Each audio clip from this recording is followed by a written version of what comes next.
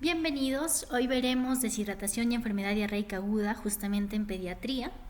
Este es un tema muy importante porque en países, por ejemplo, como aquí en Perú, es una causa frecuente de mortalidad y morbilidad, especialmente en menores a 5 años, justamente porque producen deshidratación, ¿no? Justamente por ello he basado esta exposición en el manejo que nos da la guía del MINSA aquí en Perú de la enfermedad diarreica aguda y la deshidratación, ¿no? Que justamente nos dice que una diarrea aguda se llama así si cumple uno de estos criterios, ¿no? Que tenga una frecuencia mayor o igual a 3 veces al día por 3 a 14 días, una consistencia de heces alteradas, más líquida, con más contenido de agua, o mayor cantidad de heces, ¿no? Además es importante, como estamos hablando de diarrea aguda, recordar que en realidad hay diarrea aguda, persistente y la crónica. La aguda es aquella que es menor o igual a 14 días, ¿no? Y además también diferenciar una diarrea acuosa de una diarrea disentérica. La diarrea acuosa es aquella que tiene menos consistencia y no tiene sangre. Y la diarrea disentérica es aquella que contiene sangre y moco y es causada, por ejemplo, por algunos patógenos, por ejemplo, la Shigella, ¿no? Bien. Vamos a tener además en la fisiopatología que recordar rápidamente que en la parte del tracto gastrointestinal, especialmente en los intestinos, lo normal es que haya más absorción de líquidos que secreción de líquidos, ¿no? Lo que daría una consistencia normal a las heces. Sin embargo, ¿qué ocurre en la diarrea? En la diarrea hay menos absorción de líquidos, ¿no? Y esto se puede deber a distintas causas, principalmente una afectación de las células en el nivel intestinal, que puede ser, por ejemplo, porque se adhiere algún patógeno, por ejemplo la Giardia lamblia que se adhiera, puede ser por toxinas, puede ser también por un daño directo a la célula o por la inflamación, ¿no? Que va a producir justamente que haya también más salida de líquido a la luz, más producción de líquido, toda la cadena inflamatoria, ¿no? Entonces todo esto va a contribuir a ¿qué? A que la diarrea, en este caso las heces, tengan una consistencia más acuosa y además haya mayor número de deposiciones, ¿no? Y bueno, como ya mencioné, justamente esto se debe principalmente en la diarrea aguda a causas infecciosas, principalmente a la cabeza, a la parte viral, que es lo más frecuente. Antes lo más común era que sea por rotavirus, ¿no? Que causaba mucha deshidratación. Sin embargo, hoy en día existe la vacunación, ¿no? Que se da por vía oral. Entonces, esta vacunación ha hecho que se reduzca bastante estos casos, siendo ahora uno de los más frecuentes en realidad el norovirus. También tenemos al adenovirus y al astrovirus. Por otro lado, tenemos también a las bacterias. Por ejemplo, aquí tenemos una Escherichia coli, que recordemos que hay distintos tipos. Tenemos la Escherichia coli enterotoxigénica, la enteroinvasiva, la enterohemorrágica, que la enterotoxigénica, por ejemplo, va a dar una diarrea más acuosa, y tenemos la enterohemorrágica, por ejemplo, que puede dar ya una diarrea ya con sangre, ¿no? Disentérica. Al igual que la Shigella y el Campylobacter jejuni, que nos dan también justamente una diarrea disentérica. Tenemos a la Salmonella, en este caso la notífica, tenemos a la notifoidea, tenemos al Vibrio cholerae, las Pseudomonas y la Yersinia enterocolítica. En cuanto a los parásitos, tenemos a la cabeza pues nuestra Giardia lamblia, que como ya mencioné causa un daño directo acá en la mucosa, en la célula. Tenemos en los inmunosuprimidos que puede dar la Cryptosporidium Leisospora belli, la Cyclospora cayetanensis, etcétera, ¿no? También tenemos a la Entemoeba histolítica, que también da una diarrea disentérica, y al Blastocystis hominis, ¿no? Bien, ahora, continuando, tenemos en cuanto a la clínica, en este caso que nuestro pacientito va a presentar como tal la diarrea, puede tener náuseas y vómitos, dolor abdominal, meteorismo, pujo, además también puede haber fiebre, decaimiento, inapetencia o convulsiones, y los síntomas o signos de la deshidratación, que podemos ver, por ejemplo, que haya en este caso los ojos hundidos, que no haya lágrimas o que sean escasas, que las mucosas estén secas, podemos ver el signo del pliegue, por ejemplo. Y además podemos ya ver síntomas de shock, por ejemplo, un llenado capilar mayor a 2 segundos, menos peso, liguria. También podemos ver, por otro lado, hipotensión, taquipnia, una respiración profunda. Y si hay ruidos cardíacos de baja intensidad, ya es un signo de gravedad, ¿no? Bien. Es importante tratar a tiempo estas diarreas. ¿Por qué? Porque una de las principales complicaciones que va a dar especialmente en los niños es la deshidratación. Pero también puede dar a la larga trastornos ácido-base como la acidosis metabólica, también de electrolitos como la hiponatremia, la hipocalemia, que recordemos que una hipocalemia nos puede llevar, por ejemplo, a un hilio intestinal, puede haber crisis convulsivas, puede haber SHU, etcétera, ¿no? Y también recordemos que cuando hablamos de insuficiencia renal aguda, en la parte prerrenal está la deshidratación, ¿no? Justamente entonces nos puede llevar a esto, ¿no? Y tenemos además que para el diagnóstico ya, en general el diagnóstico se hace con la anamnesis y un examen clínico, un examen físico exhaustivo, ¿no? Detallado. Acá nos menciona que nosotros podemos diagnosticar de acuerdo al peso, ¿no? Por ejemplo, un niño sin signos de deshidratación ha perdido menos del 5% de su peso corporal. Si tiene algún grado de deshidratación, ha perdido del 5 al 10%. Y si es grave, ha perdido más del 10%, ¿no? Sin embargo, esto no se suele utilizar en la práctica clínica porque muchos pacientes no recuerdan cuánto pesaban antes de la diarrea, ¿no?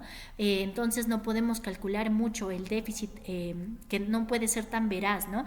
Entonces, sin embargo, es importante aprenderlo porque va a haber algunos casos donde tengamos que usar esto y además también porque es motivo de algunas preguntas, ¿no? Por ejemplo, hay una pregunta de salud que, por ejemplo, nos dice un niño con signos pues de una deshidratación moderada, que lo podemos clasificar acá, y tenemos pues que nos dice que pesa 9 kilos y nos dice cuánto ha perdido de peso. Entonces sacamos el porcentaje, por ejemplo, sacamos el 5% de los 9 kilos y esta respuesta justamente es la parte de la pregunta, en este caso de salud, ¿no? Entonces por ello es importante recordar esta parte, ¿no? Sin embargo, lo que más se utiliza en la práctica clínica viene a ser esto, que nosotros sepamos clasificar a un niño en situación A, situación B o situación C.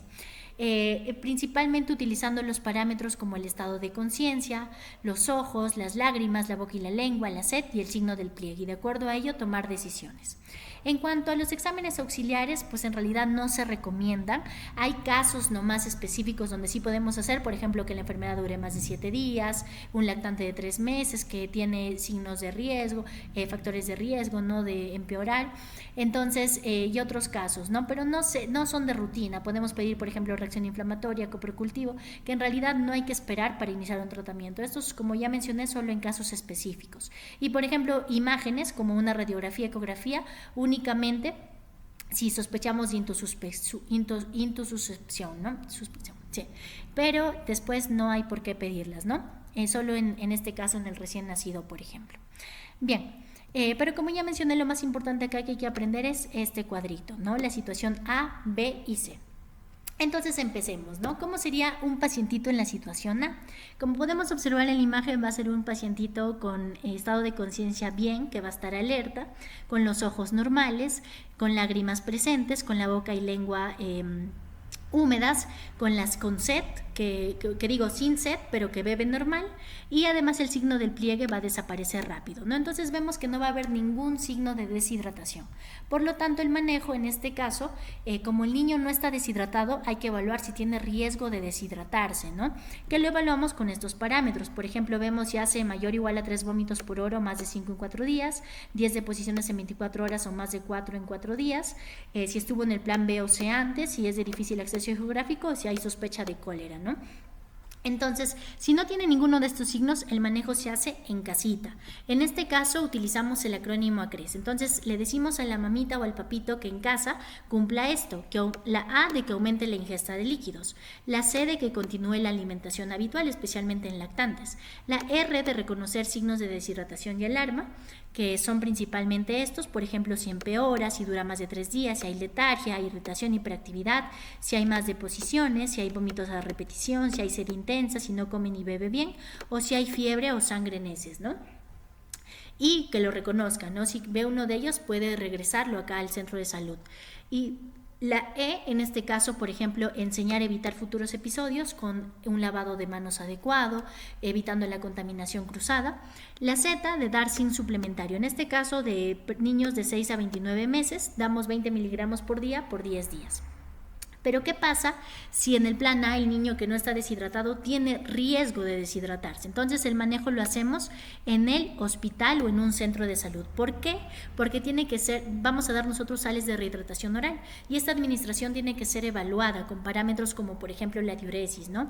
Entonces vamos a darle por 2 horas, a distintas dosis como podemos observar acá de acuerdo a la edad, ¿no? Por ejemplo, menor a 2 años de 50 a 100 mililitros y así, etcétera, ¿no? Entonces, una vez que le damos por 2 horas, si en las 2 horas vemos que tolera bien este tratamiento y mejora, lo pasamos a la casita con el acrónimo ACRES, ¿no? Que siga las indicaciones. Pero si vemos que no mejora, no tolera y empeora, pasamos al plan B.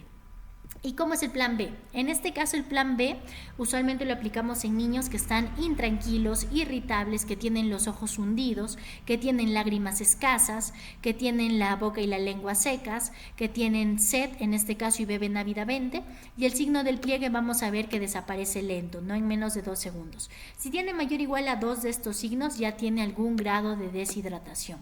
Y en este caso el tratamiento ya se hace sí o sí en el centro de salud u hospital, porque vamos a dar sales de rehidratación oral por 4 horas. En este caso lo que aplicamos son los de osmolaridad reducida, ¿no? Que van a tener 5 milimoles de litro por sodio. Esto es motivo de pregunta de exámenes, ¿no? ¿Cuáles son las que se utilizan? Porque hay distintos tipos de sales de rehidratación oral. Entonces utilizamos estas en una dosis de 50 a 100 mililitros por kilo en 3 a 4 horas, ¿no? De acuerdo al peso del paciente. Pero en caso que no sepamos el peso del paciente, podemos utilizar esto, ¿no? De acuerdo a la edad. La edad sí la sabemos, entonces más o menos, por ejemplo, si tiene 2 a 4 años, podemos utilizar de 800 a 1200 mililitros, ¿no? Pero solo en el supuesto caso de no saber el peso. En la mayoría de casos sí sabemos el peso, entonces aplicamos de 50 a 100 mililitros por kilo. Bien, ¿cómo le damos al pacientito? Si tiene menos de 2 años, damos de 1 a 2 cucharas cada 1 a 2 minutos. Si tiene más de 2 años, damos sorbos frecuentes. Y a recién nacidos no hay que usar biberón, sino gotas o jeringa. Una vez que damos las 4 horas, hay que evaluar. Si vemos que ya no hay signos de deshidratación, hay micción y hay buena tolerancia oral, pasamos al plan A. Pero si vemos que no mejora, que todavía hay deshidratación, seguimos 2 horas más con el plan B y reevaluamos, ¿no? Y bueno, tenemos ya que en el caso de que no mejore el pacientito y vemos que pasa una deshidratación grave o por ejemplo hay flujo fecal de 10 miligramos por kilo por hora, hay más vómitos, hay distensión abdominal, por ejemplo no tolera vía oral, etcétera, pasamos al plan C. En el caso del plan C nos encontramos con un pacientito, en este caso que va a estar letárgico, inconsciente o hipotónico, con los ojos muy hundidos, en este caso como podemos observar acá, y secos, lágrimas ausentes, la boca y lengua muy secas y que bebe con dificultad o no puede beber. Además el llenado capilar, vamos a ver que el signo del pliegue, vamos a ver que desaparece muy lentamente, en más de 2 segundos. En este caso ya es una deshidratación grave, si tiene más igual a 2 signos, principalmente los que tienen asterisco, ¿no? Y vamos a ver acá, en este caso, que el plan C principalmente es endovenoso y se hace sí o sí en un hospital. Vamos a tener que hay que acá identificar si es una deshidratación grave con shock o sin shock. Si es con shock, primeramente hay que buscar el acceso endovenoso. Si no lo encontramos, hay que buscar un acceso intraóseo o una vía central. Entonces, si tenemos que tiene shock, empezamos con un bolo. En este caso hay que dar una solución isotónica, por ejemplo el cloruro de sodio de 0.9% o el lactato de Ringer, y de mantenimiento ya podemos dar solución polielectrolítica o lactato de Ringer o hacer este preparado, ¿no? Que tiene también potasio. Recordar que esto solo es de mantenimiento, no podemos empezar un bolo con solución polielectrolítica porque al tener potasio, como el niño tiene shock, tiene riesgo de hacer hipercalemia, entonces empezamos, como ya mencioné, con solución isotónica, ¿no? Estos de aquí, entonces le vamos a dar 20 mililitros por kilo, ya sea de lactato de Ringer o cloruro de sodio del 0.9% en 10 a 15 minutos, si sigue con shock, repetimos el bolo, si sigue repetimos un tercer bolo, pero no suele, la mayoría el primero o segundo bolo ya responde, ¿no? Solamente en casos, por ejemplo, como el cólera, se necesita un tercer bolo, pero esto ya se hace en UCI, ¿no? Pero usualmente el primer y segundo bolo, como digo, ya responden. Si sale de shock, entonces en este caso hay que pasar a un manejo sin shock, ¿no? En este caso se da 100 mililitros por kilo repartidos, ¿no? Puede ser solución, acá sí podemos dar solución polielectrolítica, cloruro de sodio al 0.9% o lactato de Ringer. Si tiene menos de 12 meses, lo damos en 6 horas repartidos, la primera hora 30 mililitros por kilo y las siguientes 5 horas los siguientes 70 mililitros por kilo. Si tiene más de 12 meses, damos en 3 horas, en los primeros 30 minutos los primeros 30 mililitros por kilo y en las siguientes 2 horas y media los 70 mililitros por kilo, ¿no? Y la fase de mantenimiento se hace por vía oral con alimentos y observamos 6 horas. Si mejora, pasamos al plan B o al plan A, ¿no? Poco a poco. Bien, conociendo esto vamos a observar acá las preguntitas, acá sería pregunta 1. Tenemos acá un paciente de 2 añitos, nos dice, que en este caso nos dice que hace 2 días tiene deposiciones líquidas en las 10 cámaras, tiene fiebre, hiporexia, vómitos postprandiales. En el examen físico observamos fiebre, tiene la frecuencia cardíaca de 100, un peso de 12 kilos, piel y mucosas secas. Ya hay un signo de deshidratación. Está eutrófico, abdomen no distendido, ruidos cardíacos rítmicos y de buena intensidad, ¿no? Ya vemos acá que hay pues signos de deshidratación, vemos además también que ha tenido constantes diarreas y pues en este caso lo vamos a catalogar como una situación B, ¿no? Entonces recordemos que teníamos A, teníamos B y teníamos C. Recordemos que en el A era en casa o sales de rehidratación oral. La B era un manejo oral y la C era un manejo endovenoso. En este caso estamos en la situación B, por lo tanto va a ser en este caso una rehidratación oral. Esa sería la respuesta. Eso sería todo. Muchas gracias. Nos vemos en los siguientes capítulos.